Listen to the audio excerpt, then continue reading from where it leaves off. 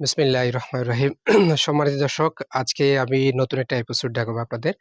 এটি আমি যে এখানে দাঁড়িয়ে আছি, এখন যে মুহূর্তে দাঁড়িয়ে আছি, আপনারা দেখতে পাচ্ছেন একটি পুরাকীর্তি আছে। এটি ধ্বংসপ্রাপ্ত একটি স্থাপনা আছে, ঐতিহাসিক স্থাপনা।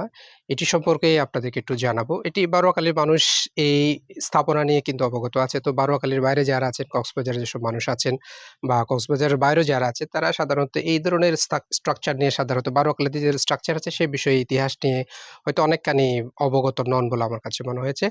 আপনারা জানেন বারোয়াখালী যে বাজার আছে, সেই বাজার থেকে পূর্ব এবং দক্ষিণ দিকে মাত্র ১০০ থেকে ২০০ মিটার গেলে কিন্তু এই স্থাপনাটা দেখা যায়।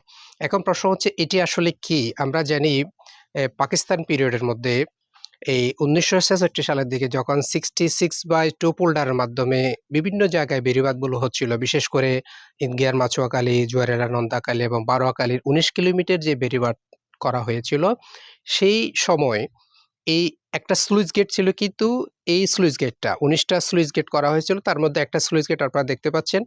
এই ১৯ টা স্লুইস গেটের মধ্যে একটা স্লুইস গেট ছিল বারোয়াখালী এই জায়গাটাতে।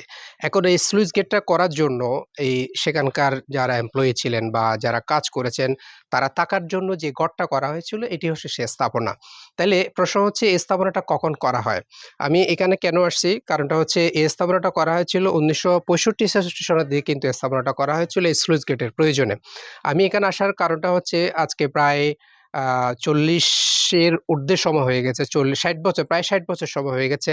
এই ৬০ বছরেও কিন্তু এখানকার স্থাপনার যে ইটগুলো, ইটের যে গাঁথুনিগুলো আপনারা দেখতে পাচ্ছেন, ইটের কিন্তু এখনো নাম্বার কিন্তু দেখা যাচ্ছে স্পষ্ট করে। ইটের যে কোম্পানি, সেই কোম্পানির নামগুলো দেখা যাচ্ছে।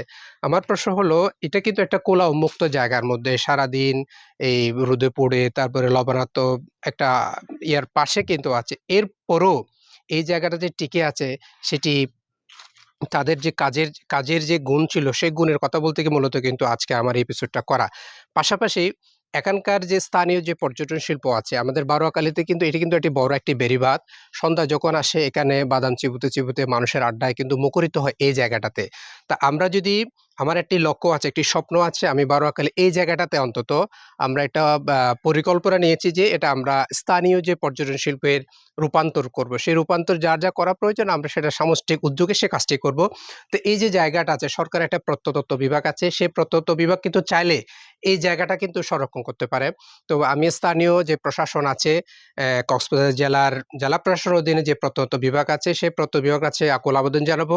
আপনারা যে ঐতিহাসিক যে স্থাপনাগুলো আছে, এখানে ছড়িয়ে ছিটিয়ে আছে, এটা কেন ঐতিহাসিক বলছি? কারণ যে সময়টাতে ইটের গাঁথুনি দিয়ে এই জায়গাটা করা আছে, আমি নিশ্চিত করে বলতে পারি বারোয়াখালীর কোনো জায়গায় সেই সময় ইট দিয়ে কোনো ঘর নির্মিত হয়নি। এটিই ১ম বলে আমাদের কাছে মনে হয়েছে। কারণ আমরা স্টাডি করে সে দেখতে পাই। আমার বইও কিন্তু আমি এই বিষয়টা কিন্তু উল্লেখ করেছি যে সে সময়ের অবকাঠামো কেমন ছিল, কখন থেকে বারোয়াখালী নতুন করে বা একটা বন্যা বলি আমরা, তারপরে বিভিন্ন জলোচ্ছ্বাসের যে করাল গ্রাস, সেখান থেকে মুক্তির জন্য যে বেড়িবাঁধ, সেই বেড়িবাঁধের বিষয়টা কিন্তু আমি নিয়ে আসছি। আমি আবারও আবেদন জানাচ্ছি যে এই প্রত্নতত্ত্ব বিভাগকে যে এটি সংরক্ষণের জন্য আমরা যেন এটাকে স্থানীয় একটা পর্যটন হিসেবে রূপ দিতে পারি। ধন্যবাদ সবাইকে।